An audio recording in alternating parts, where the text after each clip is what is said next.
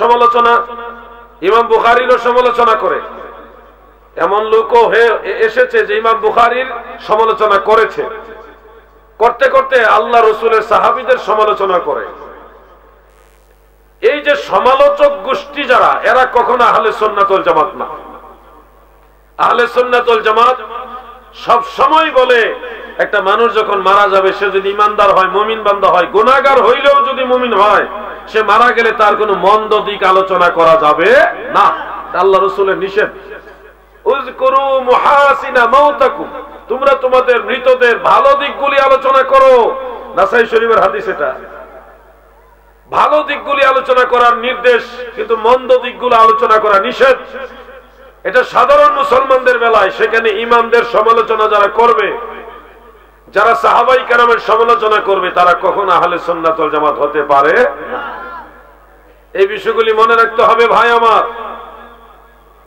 আজকের এই মজলিসে যারা বসেছেন, আলহামদুলিল্লাহ আমার খুব ভালো লাগতেছে। আপনাদের মধ্যে আন্তরিকতা, মহব্বত আছে, প্রচুর মহব্বত আছে। অনেক আন্তরিকতার সাথে কথা শুনতেছেন। লোকজন আসতেছে, বসতেছে, বসবে। আমি হয়তো লম্বা সময় আপনাদের কষ্ট দিব না, কিন্তু আপনাদেরকে কিছু কথা বলে যাই, কথাগুলি শুনবেন, মনোযোগ দিয়ে শুনবেন। আমি আলাউদ্দিন জিহাদি, আমার বাড়ি এই ব্রাহ্মণবাড়িয়া কসবা থানায়। এটা নবীনগর পড়ছে মনে হয়। এই জায়গাটা কি নবীনগর পড়ছে? আচ্ছা, লাস্ট সীমানা। আমার বাড়ি হলো কসবা। তো মোটামুটি আমি এলাকার লোক। এখন আমি ব্যক্তিগত ভাবে যদি একটা নতুন কথা বলি, যে কথা হুজুর গাউসে পাক বড় ফিরসা হুজুর বলে নাই, খাজা গরিব নওয়াজও বলে নাই, বাহাউদ্দিন নকশবন্দ বলেন নাই, মুজাদ্দিদ আল ফিসানি বলেন নাই, যেই কথা ইমাম আবু হানিফা বলেন নাই, ইমাম শাফি বলেন নাই, ইমাম মালিক বলেন নাই, ইমাম আহমদ বিন হাম্বল বলেননি, অন্যান্য কোন ইমাম বলে নাই, এমন একটা কথা যদি আমি বলি, তখনই বুঝবেন ডাল মে কুছ কালা হয়, এখানে কোনো না কোনো ঝামেলা আছে। এমন একটা বক্তব্য, যেমন আপনাদের দুইজনের মধ্যে যদি একটা বিষয় নিয়ে ঝগড়া হচ্ছে, যে এটা এমনি, আরেকজন বলতেছে না ওটা এমনি, আপনি এখান থেকে হাত দিয়ে নাড়া দিলে শ্রোতাদের মনোযোগ ওইদিকে চলে যাবে। বেয়াদবি নিয়েন না, আপনার সহযোগিতা চাই। যারা দরকার আছে তারা বসবেন। আমি সবাইকে আহ্বান করছি, যারা আশেপাশে আছেন, এলাকার মাহফিল, আপনারা সবাই মিলে সৌন্দর্যমণ্ডিত করুন, জান্নাতের বাগানের মেহমান হন। আপনাদের সবাইকে একসাথে বসা পেলে আমারও আনন্দ লাগবে, আমি দোয়া করব। সবাই এসে বসে যান, মাহফিলের ভিতরে যেখানে জায়গা পান ওইখানে বসে যান। আসুন একটু দুরূদ শরীফ পড়ি। আল্লাহুম্মা সাল্লি, এটা একটু বিট বাড়াই দাও, মাইকের বিট দাও, চিকন কণ্ঠ করে রাখছে তারা। মুহাম্মদ ওয়া আলা আলি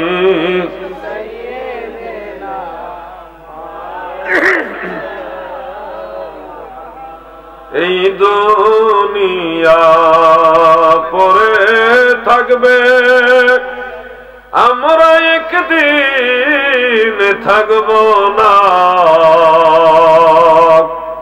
সবাই আমাদের ভুলে যাবে, নবীজি আপনি ভুলেন না। আল্লাহুম্মা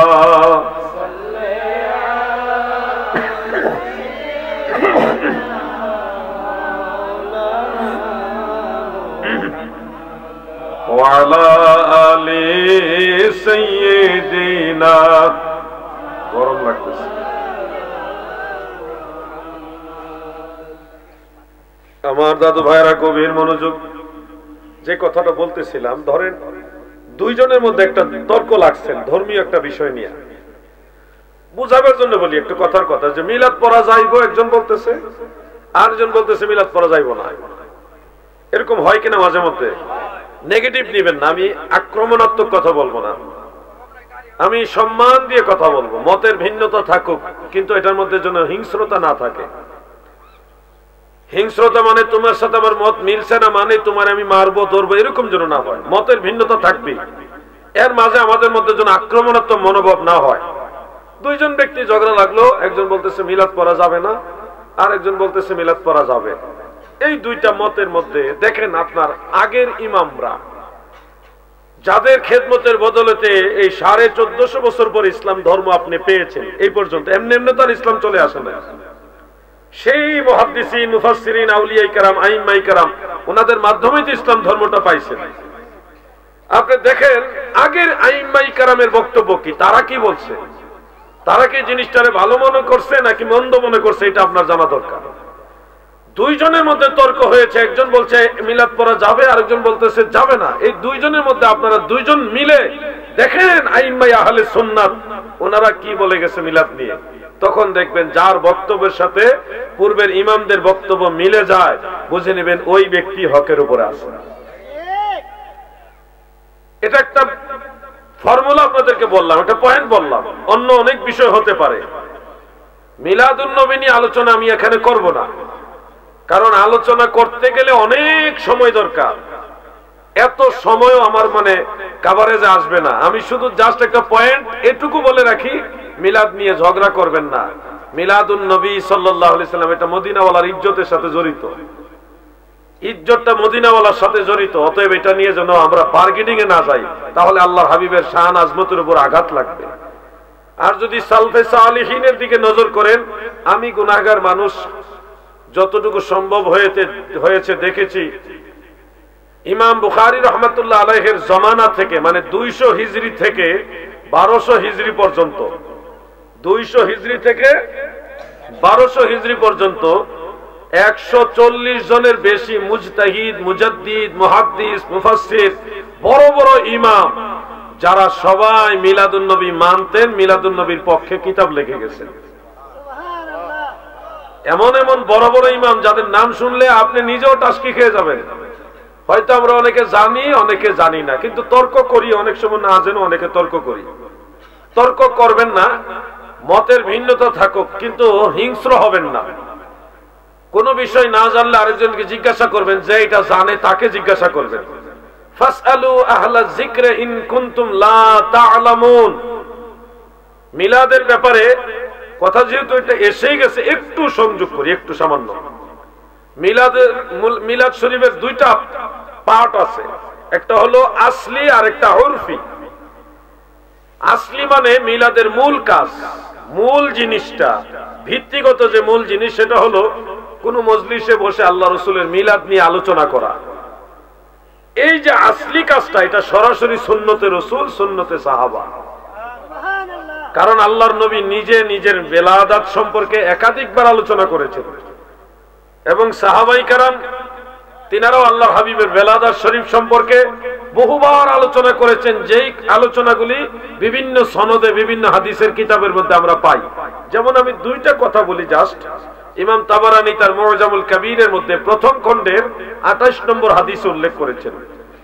আন আয়েশা রাদিয়াল্লাহু তাআলা আনহা قالت تذكر رسول الله صلى الله عليه وسلم وابو بكر رضي الله عنه ميلادهما عندي الى اخر।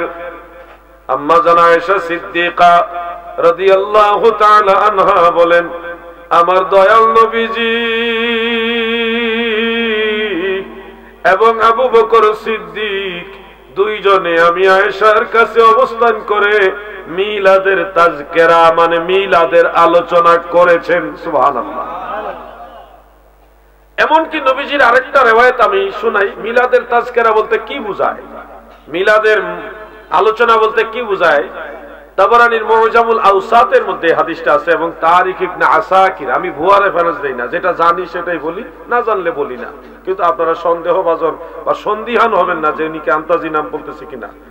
এই দুইটা কিতাব ছাড়াও বহু কিতাব আছে। মুহাদ্দিসিনে কেরাম এই হাদিসটাকে অনেকগুলি সূত্রে বর্ণিত থাকার কারণে হাসান বলেছেন, অনেকে জয়ীফ বলেছেন। অবশ্যই হাদিসের সনদ জয়ীফ, কিন্তু একাধিক সূত্র থাকার কারণে উসুলে হাদিসের মানদণ্ড এটা কাবি হয়েছে, হাসান লি গায়রিহি ওই স্তরের মধ্যে পৌঁছেছে।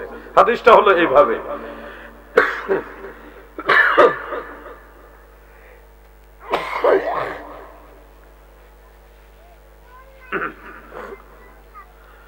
عن أنس بن مالك رضي الله تعالى عنه قال قال رسول الله صلى الله عليه وسلم من كرامتي علي أني ولدت مختونا ولم ير أحد سوءتي رواه الطبراني। حضرت أنس بن مالك রাদিয়াল্লাহু তাআলা আনহু তিনি বলেন, আল্লাহর হাবিব বলেন, উম্মতেরা শুনো, মহান আল্লাহ তাআলা আমাকে অনেক বৈশিষ্ট্য দান করেছেন। ইন্নী উলিদতু মাখতুনান, আমি রাসূলুল্লাহ সাল্লাল্লাহু আলাইহি ওয়াসাল্লাম খতনাকৃত অবস্থায় ভূমিষ্ঠ হয়েছি। আরেকটা রওয়ায়াত আছে আমার নবীজির নাভি মোবারক কর্তৃত অবস্থায় নবীজি দুনিয়াতে এসেছেন। ওয়ালাম ইউরা আহাদুন সাওয়াতি, আল্লাহর নবী বলেন আমার লজ্জাস্থান দুনিয়ার কোনো মানুষ দেখে না। সুবহানাল্লাহ। এটা প্রমাণিত, একেবারে বুখারী মুসলিমের হাদিস দ্বারা প্রমাণিত। ছোট কালে নবীজি যখন ছোট শিশু তখনও কাবাঘর পুনঃসংস্কার চলছিলেন। সংস্কারের সময় একটা নিয়ম ছিল কাবাঘর তাওয়াফ করতে হবে উলঙ্গ হয়ে। আরবের মানুষরা এরকমই করতো, এটা ডোন্ট মাইন্ড মনে করতো। নাউজুবিল্লাহ, এই ধরনের সিস্টেম ছিল তখন। কারণ ওই সময় মানুষগুলি আইয়ামে জাহিলিয়াতের যুগের অন্তর্ভুক্ত, মানে তারা বর্বর। ভদ্রতা, শিষ্টাচার, আদব বা মানুষের মধ্যে সভ্যতা এগুলি ছিল না তখন। ল্যাংটা হয়ে কাবাঘর তাওয়াফ করত। আল্লাহ রাসূল সাল্লাল্লাহু আলাইহি ওয়াসাল্লাম ওই তাওয়াফের কাজে অংশগ্রহণ করতে যখন গেলেন, প্রথাগতভাবে সবাই বলতেছে আপনি আল্লাহ রাসূলকেও ওরকম হওয়ার জন্য। কিন্তু নবী করিম সাল্লাল্লাহু আলাইহি সাল্লাম ওখানে অংশগ্রহণ করার পরে সবার মতো এরকম হওয়ার আগে আল্লাহ তাআলা নবীজিকে অজ্ঞান করে দিলেন। জ্ঞান হারায় নবীজি পড়ে গেলেন, অর্থাৎ আল্লাহ নবীজির লজ্জাস্থান মুবারককে হেফাজত করলেন। এটা বুখারী মুসলিমের হাদিস। অর্থাৎ নবীজির লজ্জাস্থান মুবারক দুনিয়ার কেউ দেখো, এটা আল্লাহ চায় না। বলবেন শিশুকালে প্রস্রাব মুবারক, পায়খানা মুবারক কিভাবে করলেন? এগুলি কি কেউ পরিষ্কার করা লাগেনি? না, এটার কথাও পাওয়া যায় বিভিন্ন সিরাত গ্রন্থে। নবী করিম সাল্লাল্লাহু আলাইহি ওয়াসাল্লামের জীবনী গ্রন্থ, যেখানে অনেকগুলো কিতাবে পেয়েছি। বিবি হালিমাতু সাদিয়া, নবীজির মা আমেনা বিনতে ওয়াহাব, তিনারা কি করতেন? মানসিকভাবে যখন নবীজির প্রস্রাব মুবারক, পায়খানা মুবারক করতে পারে এই চিন্তা নিয়ে নবীজির কাছে যাইতেন। গিয়েই দেখতেন কে যেন এসে আল্লাহর হাবিবের পবিত্রতা পূর্ণাঙ্গভাবে পাক সাফ মানে পরিষ্কার করে আবার জান্নাতি কাপড় পরাই দিয়ে চলে গেছে। সুবহানাল্লাহ। অর্থাৎ নবী করিম সাল্লাল্লাহু আলাইহি সাল্লামের লজ্জাস্থান মুবারক দুনিয়ার কোন মানুষ দেখুক, এটা আমার আল্লাহ চায় না। সুবহানাল্লাহ বলেন। দয়াল নবী তুমি গুণমণি, এই পাপী লোক তরাইবেন বলে গো নবী, পাক কোরআনেতে শুনি গো নবী, দয়াল নবী তুমি গুণমণি। এই যে কথাগুলি বললাম, এই প্রত্যেকটা কথা তো নবীজির মিলাদের সাথে জড়িত। এগুলোকে বলা হয় মিলাদুন নবী। এই আলোচনাটাই হলো বেলাদাতুন নবী বা রাসূল সাল্লাল্লাহু আলাইহি ওয়াসাল্লামের মিলাদের আলোচনা।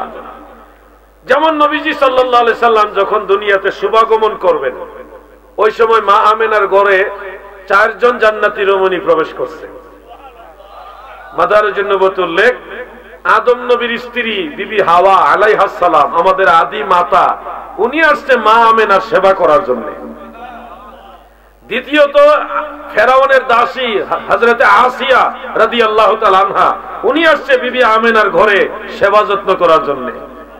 তৃতীয়ত ঈসা নবীর মা হযরতে মারইয়াম আলাইহাস সালাম, তিনিও আসছে মা আমেনার সেবা করার জন্য। চতুর্থত ইব্রাহিম নবীর স্ত্রী বিবি হাজেরা আলাইহাস সালাম, উনিও আল্লাহর হাবিবের মায়ের সেবা করার জন্য আসছে। এসে মা আমেনাকে শুভ সংবাদ দিচ্ছেন, তুমি অনেক বড় ভাগ্যবান, তুমি অনেক বড় ভাগ্যবতী, তোমার গর্ভে অবস্থান করছে রাহমাতুল লিল আলামিন। সুবহানাল্লাহ। বিভিন্ন ভাবে বিভিন্ন ভাষায় নবীজির আম্মা জানকে ওনারা এসে শুভ সংবাদ দিলেন। আরো এখানে অনেক ঘটনা আছে, আমি এই আলোচনা করলে 2-2.5 ঘন্টা দরকার, কিন্তু আমি জাস্ট আপনাদেরকে ওটাই বোঝাতে চাচ্ছি মিলাদের আলোচনা হলো কি। এই যে আলোচনা, নবীজি সাল্লাল্লাহু আলাইহি সাল্লাম দুনিয়াতে আসার সময় আসমান রাজ্যের সব জায়গায় আল্লাহ নূরে নূরে নূর দিয়ে ভরপুর করে দিয়েছে। সুবহানাল্লাহ। 70,000 ফেরেশতা এভাবে লাইনে লাইনে দাঁড়াইয়া আল্লাহর হাবিবের সালাতু সালাম পড়া শুরু করেছে। গোটা আসমান রাজ্য আমার আল্লাহ সাজাইছে নূর দিয়া। এমনকি মুস্তাদরেক হাকিমের মধ্যে সহিহ সনদ উল্লেখ, ইমাম বাইহাকি দালাইলুন নবুওয়াত উল্লেখ করেছেন সহিহ হাদিস, আল্লাহ রাসূল বলেন আমি যখন দুনিয়াতে আসি সেদিন আকাশ থেকে এত পরিমাণ নূর বিচ্ছুরিত হয়েছিল, ওই নূরের আলোতে মক্কা নগরী থেকে আমার মা আমেনা সেই সিরিয়ার রাজধানী দামেস্কের বড় বড় দালানগুলি দেখেছে। সুবহানাল্লাহ, কি পরিমাণ নূর আল্লাহ তাআলা বিচ্ছরিত করেছেন। আল্লাহ কত খুশি, নবীজি দুনিয়াতে আসতেছেন, আল্লাহ নবীজিকে পাঠাচ্ছেন, ওই নবী পাঠাই আল্লাহ কত খুশি। আপনাদের কি মনে হয় এটাকে আল্লাহর খুশির কারণ নিদর্শন বোঝা যাচ্ছে কিনা? 7 আসমান 7 জমিন আল্লাহ নূর দিয়ে সাজাইছে। নবীর আগমনের সময় গোটা জমিনটা আলোকিত করে দিয়েছে। এই বিষয়গুলো, এই যে আলোচনাগুলি, এগুলাকে বলা হয় মিলাদুন নবীর আলোচনা। এই আলোচনাগুলি বহু সংখ্যক হাদিস দ্বারা প্রমাণিত, যার কারণে জিকরে বেলাদাত এটা সরাসরি সুন্নাত। সরাসরি কি সুন্নাত? মিলাদুন নবীর তাজকিরা সরাসরি সুন্নাত। এটা আমার ফতোয়া না, আমি জাস্ট নকল করে কোট করে আপনাদের শোনাচ্ছি। যুগের বড় বড় ইমামরাই ফতোয়া দিয়ে গেছেন। যেমন একটা রেফারেন্স না দিলে আপনাদের মনে হয়তো সান্ত্বনা আসবে না।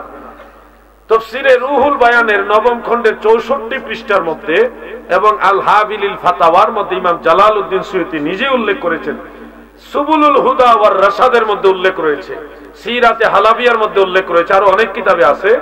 কাদ ইস্তাখরাজা লাহুল হাফিজ ইবনু হাজার আসলান মিনাস সুন্নাহ। আমি আবার পড়ছি, কাদ ইস্তাখরাজা লাহুল হাফিজ ইবনু হাজার আসলান মিনাস সুন্নাহ ওয়া কাযাল হাফিজুস সুয়ুতী কুদ্দিসা সিররুহু। যারা আলেম তারা বুঝে ফেলেছেন, অর্থাৎ রাসূল পাকের মিলাদের দলিল বের করেছেন ইমাম ইবনে হাজার আসকালানী। অনুরূপ ইমাম জালালউদ্দিন সুয়ুতী কোথা থেকে বের করেছেন? সুন্নাহ থেকে বের করেছেন। সুবহানাল্লাহ।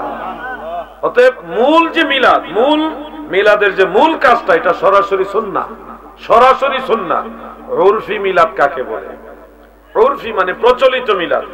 প্রচলিত মিলাদ মানে এই যে আমরা ওয়াজ মাহফিল করলাম, ওয়াজ মাহফিল বলতে কোরআন হাদিসের ভাষায় এই সিস্টেমে মাহফিলকে বলে না।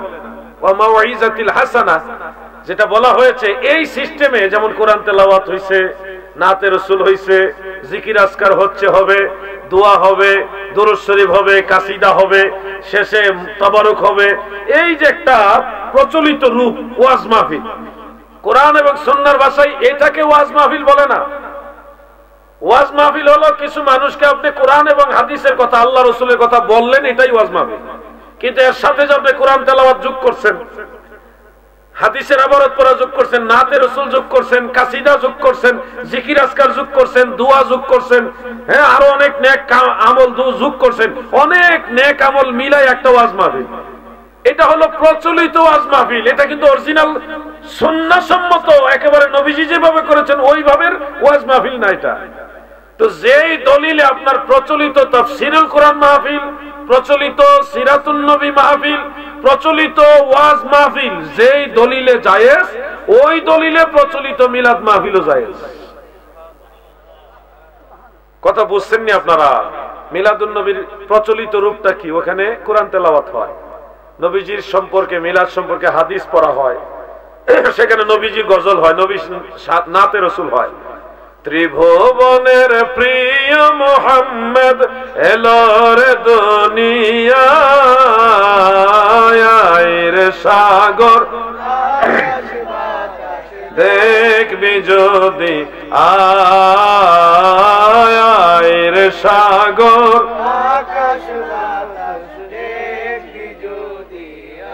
আমি বুঝলাম না কাইতলার মুসলমান কি দুর্বল হয়ে গেল নাকি?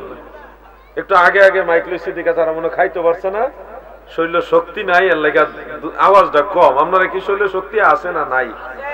আমি তো জানি কাইতলা হইলো কররা সুন্নি এলাকা, কিন্তু আপনারা বেজাল দুর্বল হয়ে গেছেন। আপনারা দুরূদ শরীফ পড়েন, আল্লাহুম্মা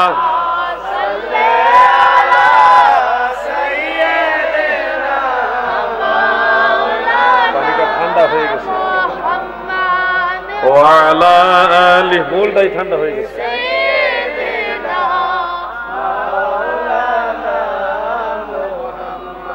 প্রিয় ভাই আমার, বন্ধুরা আমার, আমি কি বিষয়টা বুঝাইতে পারতেছি আপনাদেরকে? প্রচলিত মিলাদ বলতে আপনারা যেটা মনে করছেন যে বেদাত, তাহলে ওই দলিলে কিন্তু ওয়াজ মাহফিলও বেদাত, ওই ফতোয়ায় কিন্তু আপনার তাফসিরুল কোরআন মাহফিলও বেদাত, ওই ফতোয়ায় আপনার সিরাতুন নবী মাহফিলও বেদাত। আপনার বেলায় জায়েজ, নবীজির মিলাদের মাহফিলের ব্যাপারে না জায়েজ, এরকম ফতোয়া দিয়েন না, দিলে কেউ নিবে না।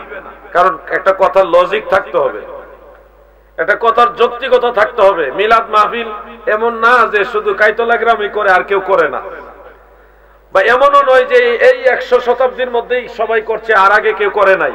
মিলাদ মাহফিল এটা সেই সাহাবাই কারাম থেকে শুরু করে আজ পর্যন্ত করা হচ্ছে। জাস্ট কিছু কিছু জিনিস সংযুক্ত হয়েছে, কিছু কিছু জিনিস আগে ছিল না, এরকম যেমন দোয়া ছিল না, মিলাদ মাহফিলে মুনাজাতের প্রচলনটা ছিল না। এখন আপনারা বলেন মুনাজাত কি খারাপ জিনিস? এটা ইবাদত না? নবীজি বলেছেন এটা ইবাদত। ইবাদত দুই ধরনের, মনে রাখবেন। কিছু কিছু ইবাদত আছে যেগুলি বাইন্ডিং করে দিয়েছে আল্লাহ রাসূল, কিভাবে করতে হবে এটা ফিক্সড করে গেছে মদিনাওয়ালা।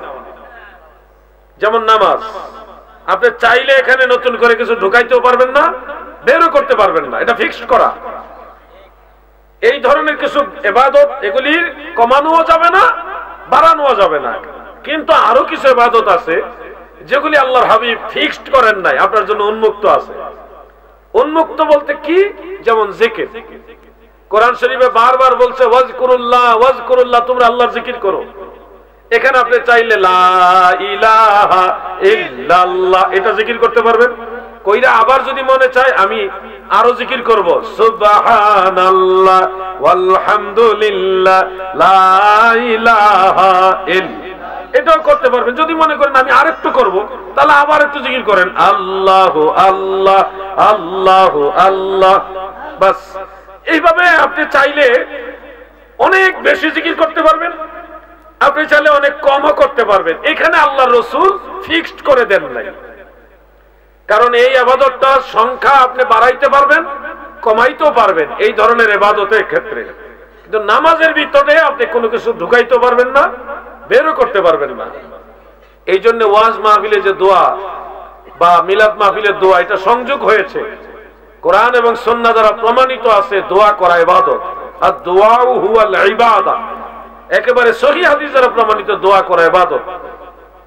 এই ধরনের ভালো অনেক কাজ সংযুক্ত হওয়ার কারণে এই ধরনের আমলগুলিকে আপনি সরাসরি বিদআত বা বিদআতে শরঈ বলতে পারবেন না।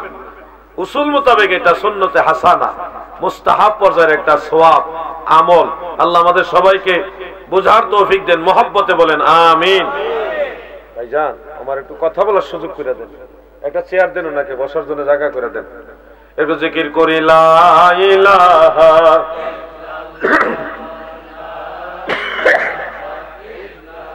এই বক্সের আওয়াজটা একটু বাড়াই দাও, বেশি কমাই নেই। লা ইলাহা ইল্লাল্লাহ লা ইলাহা হক লা ইলাহা মুহাম্মদ রাসূলুল্লাহ সাল্লাল্লাহু আলাইহি ওয়াসাল্লাম। বন্ধুরা আমার, দাদু ভাইরা আমার, আপনি যদি হুবহু কাইফিয়াত মানে প্যাটার্ন, ধরন, এটা যদি সরাসরি আল্লাহ রাসূল এবং সাহাবায়ে কেরামকে ফলো করতে যান, যে আল্লাহর নবী রাসূল করিম সাল্লাল্লাহু আলাইহি সাল্লাম এবং সাহাবায়ে কেরাম থেকে যেই প্যাটার্নে, যেই কাইফিয়াতে, যেই ধরনে, যেই ভাবে জিনিসটা আছে ওইভাবেই করব, এর বাইরে করতে পারবো না, কোনো কিছুই না, এরকম যদি করতে যান তাহলে ইমামতি করে বেতন নিতে পারবেন না, ইমামতি করে মুসল্লির বাড়ি খাইতেও পারবেন না, কোরআন পড়াইয়া বেতন নিতে পারবেন না, কোরআনে জের জবর পেশ জজম এগুলি সব মুছে দিতে হবে। এমনকি কোরআন শরীফের পাণ্ডুলিপি পর্যন্ত ব্যবহার করতে পারবেন না, কারণ রাসূল পাকের জামানায় পাণ্ডুলিপি ছিল না। আবু বকর সিদ্দিক রাদিয়াল্লাহু আনহু জামানায় সেই পাণ্ডুলিপি হয়েছে, চূড়ান্ত ভাবে হযরত উসমান রাদিয়াল্লাহু আনহু জামানায় কোরআনের পাণ্ডুলিপি হয়েছে, জের জবর পেশ জজম ছিল না। হাদিসের কিতাব এই পাণ্ডুলিপি মানে এই পুস্তিকা আকারে ছিল না।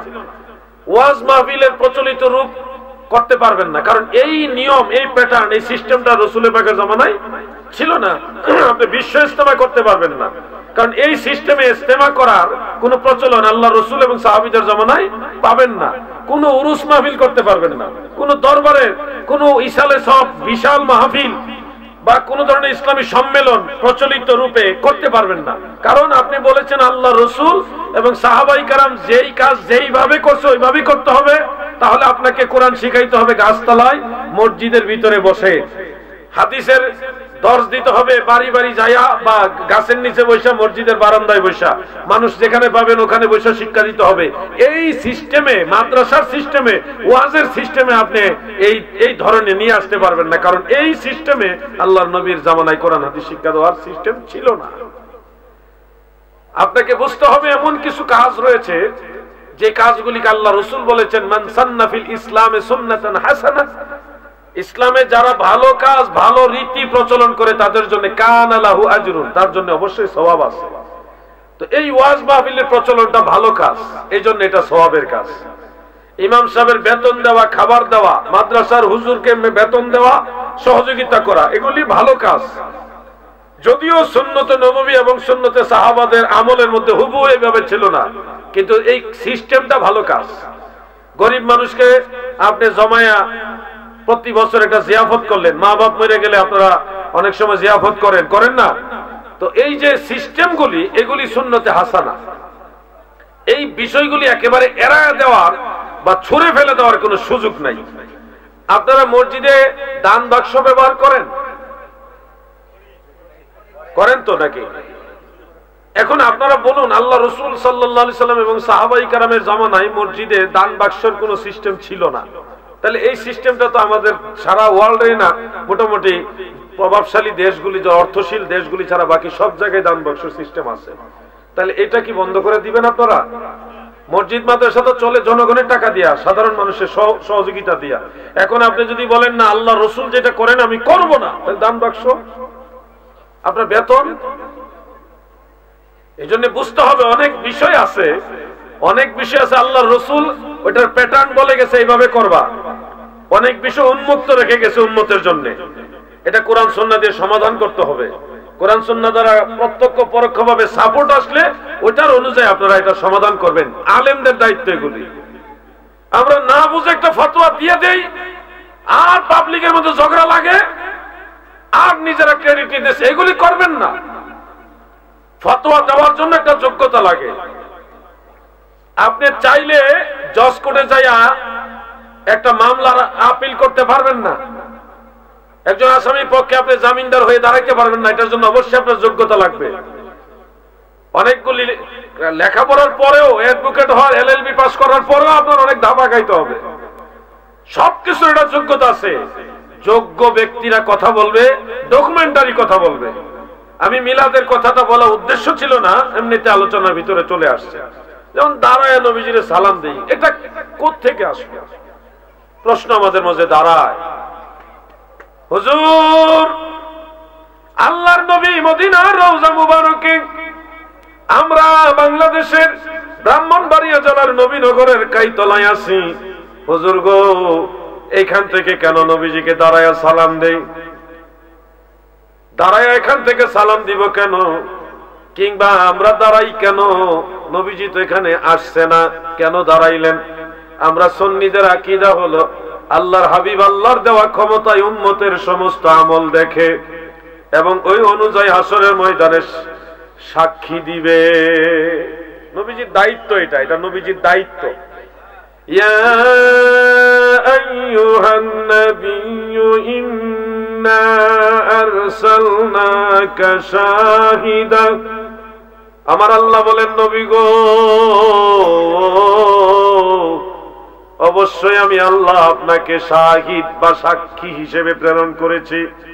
এই জন্যে সব মানুষের কৃত কর্মগুলি নজর করা, দেখা আমার নবীর কাজ। ওই অনুযায়ী নবী সাক্ষী দিবে, এটা নবীজির কাজ। যিনি নাজির তিনি হুকমান হাজির। আমার নবী আমাদেরকে দেখে, আমার আল্লাহর দেওয়া ক্ষমতাই দেখে, ওটা অন্য বিষয়। কিন্তু মিলাদের মজলিস আমরা কখনোই এই বলে দাঁড়াই না যে নবী আসছে এই কারণে দাঁড়াইছি, এই দৃষ্টিতে কিন্তু আমরা দাঁড়াই না। যারা মনে করে নবী এখানে হাজির হয়েছে তারপর আমরা দাঁড়াই, তাদের দাবিটা ভুল। কেউ যদি এই ধরনের কথা বলে থাকে তারা মিথ্যাবাদী, তারা সঠিক তথ্য দিচ্ছে না। আমরা কোন সুন্নি বলি না যে নবীজি আসছে এই কারণে দাঁড়াই, আমরা কখনো এটা বলি না। আমরা বলি আমরা নবীর মহব্বতে, নবীর তাজিমে কিছুক্ষণ দাঁড়ায় সালাম দেই, এটা নবীজির প্রতি মহব্বত বা তাজিমের নিদর্শন। হ্যাঁ, কিছুক্ষণ দাঁড়ায় নবীজিকে সালাম দেওয়ার এই পদ্ধতি কোথায় পেলেন? প্রশ্ন যদি আসে তাহলে বলবো এই পদ্ধতি সাহাবীদের কাছ থেকে পেয়েছে।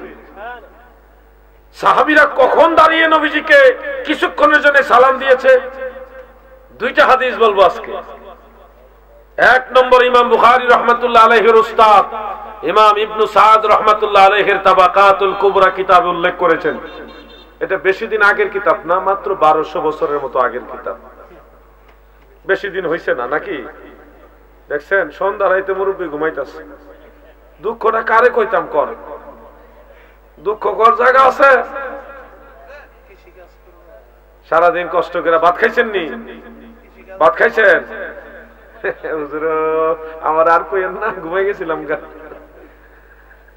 কি যেন বলছিলাম বলেন তো? 1200 বছর আগের কিতাব এটা, তাবাকাতুল কুবরা, ইমাম মুহাম্মদ ইবনে সাদ রাহমাতুল্লাহ আলাইহির লেখা। সেখানে সনদ সহকারে একটা রিওয়ায়াত উল্লেখ। একদল সাহাবী তিনারা কোন একটা এলাকা থেকে আল্লাহ রাসূলের মজলিসে আসলেন, নবীজির কাছে আসলেন। কাছাকাছি যখন আসছেন, এসে দেখে আল্লাহর নবী অন্যান্য সাহাবীদের নিয়ে ওখানে হাদিস বয়ান করতেছেন, নসিহত দিচ্ছেন। এখন এইদিকে তাকা, একটু শয়তান আইছে, এটা দৌড়াই দিব, একটু জিকির করেন লা ইলাহা ইল্লাল্লাহ, জিকির কর, এই তুই জিকির কর, বেশি জোরে করে কর, পড়ুন লা ইলাহা ইল্লাল্লাহ, হক লা ইলাহা ইল্লাল্লাহ, মুহাম্মদ রাসূলুল্লাহ সাল্লাল্লাহু আলাইহি ওয়াসাল্লাম। আজ থেকে প্রায় 1200 বছরের আগের কিতাব তাবাকাতুল কুবরা। ওই কিতাব ইমাম বুখারীর উস্তাদ ইমাম মুহাম্মদ ইবনে সাদ রাহমাতুল্লাহ আলাইহি তিনার নিজের সনদে উল্লেখ করেন, একদল সাহাবী ওনারা কোন একটা এলাকা থেকে আল্লাহর হাবিবের দরবারে মজলিসে আসলেন। কাছাকাছি এসে দেখে দয়াল নবীজি অন্যান্য সাহাবীদের নিয়ে আলোচনা করছেন, নসিহত পেশ করছেন, হাদিস শরীফ বয়ান করছেন। এই দৃশ্য দেখে ওই নতুন আগত নবাগত সাহাবায়ে কেরাম তিনারা চিন্তা করলেন, আমরা যদি এখন সালাম দিতে যাই তাহলে নবীজির কথা মোবারকের, বয়ান মোবারকের বিঘ্ন ঘটবে। এই জন্য তিনারা পিছন দিকে চুপচাপ বসে গেছে। যখন ওনারা চুপচাপ বসে গেছে, আল্লাহ রাসূল সাল্লাল্লাহু আলাইহি ওয়াসাল্লাম এটা ফলো করে বললেন, তোমরা কি মুসলমান নও? তোমরা কি মুসলমান নও? ক্বালু নাআম ইয়া রাসূলুল্লাহ। তারা সবাই উত্তর বললেন, হ্যাঁ ইয়া রাসূলুল্লাহ, আমরা অবশ্যই মুসলমান। তাহলে কি তোমরা তোমাদের নবীকে সালাম দিবে না? তোমরা তোমাদের নবীকে সালাম দিবে না? ফাকামু ইলাইহি। তখন ওই সকল সাহাবারা আল্লাহ রাসূলের প্রতি কিয়াম করলেন, দাঁড়ায় গেলেন। এরপরে বললেন, আসসালামু আলাইকা আইয়ুহান নবী ওয়া রাহমাতুল্লাহি ওয়া বারাকাতুহু। সুবহানাল্লাহ। দেখেন, ওনারা চাইলে বসে বসেও সালাম দিতে পারতেন, বসে সালাম দেওয়া নিষেধ না। কিন্তু সাহাবায়ে কেরাম মনে করলেন আল্লাহ রাসূল সাল্লাল্লাহু আলাইহি ওয়াসাল্লাম বলছেন এবং নবীজির সম্মানে দাঁড়ানোটা আমাদের জন্য উচিত। এই জন্য ওনারা তাৎক্ষণিক ওখানে দাঁড়ায়া নবীজিকে সালাম দিলেন। এখান থেকে বোঝা যায়, কেউ যদি মহব্বতান আল্লাহ রাসূলের প্রতি দণ্ডায়মান হয়ে সালাম দেয় তাহলে এটা বিদআত নয়, এটা সুন্নতে সাহাবা। দ্বিতীয় হাদিস শরীফটা শুনুন। এই হাদিস শরীফটা রয়েছে পবিত্র কোরআনের সূরা আহজাবের 56 নম্বর আয়াতের তাফসীরে তাবারি শরীফ। এটা বেশি দিন আগের না, এটা 1100 বছরের আগের কিতাব। আপনারা ওই আয়াতে কারিমাটা অনেকে মুখস্থ জানেন। শেষের অংশটা হলো এরকম, ইয়া আইয়ুহাল্লাযীনা আমানু সাল্লু আলাইহি ওয়া সাল্লিমু তাসলিমা। ইমানদার বান্দা বান্দিরা রে,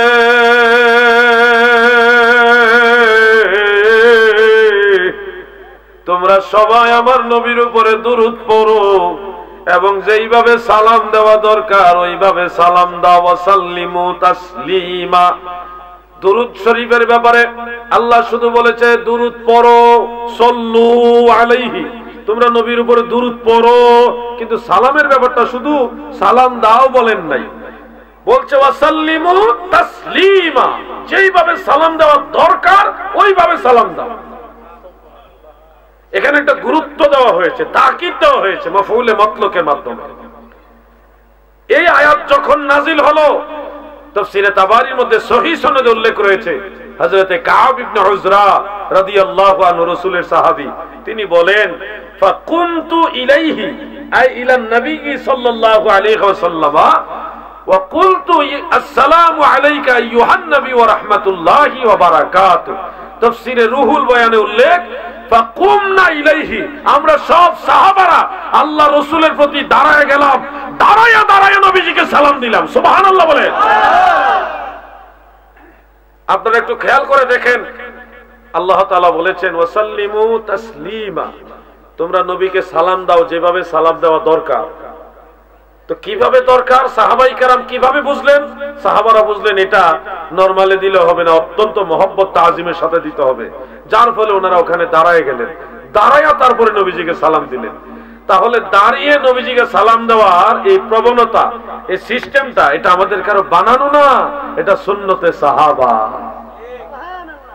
এখানে সে একটা প্রশ্ন দাঁড়াবে, হুজুর সাহাবীরা তো আল্লাহর হাবিবের মজলিসে ছিল, সরাসরি আল্লাহর নবীকে দেখেছে, এই কারণে তিনারা দেখে দেখে আমার নবীজিকে সালাম দিয়েছে।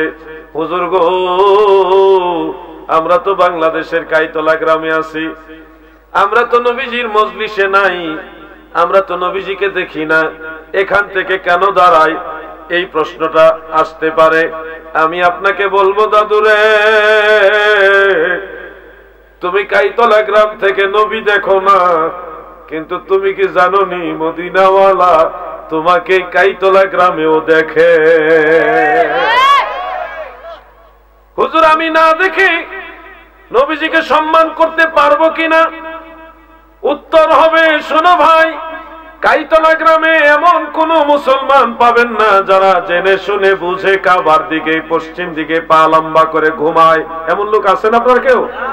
কেউ কিন্তু পশ্চিম দিকে পা দিয়া ঘুমায় না, পশ্চিম দিকে মাথা দিয়া ঘুমায়, অথবা উত্তর দিকে দক্ষিণে মাথা দিয়া ঘুমায়, কাবার দিকে পা লম্বা করে না। কারণ আল্লাহ তাআলা বলেছেন ওয়া মান ইউআজ্জিম শাআইরাল্লাহ ফাইন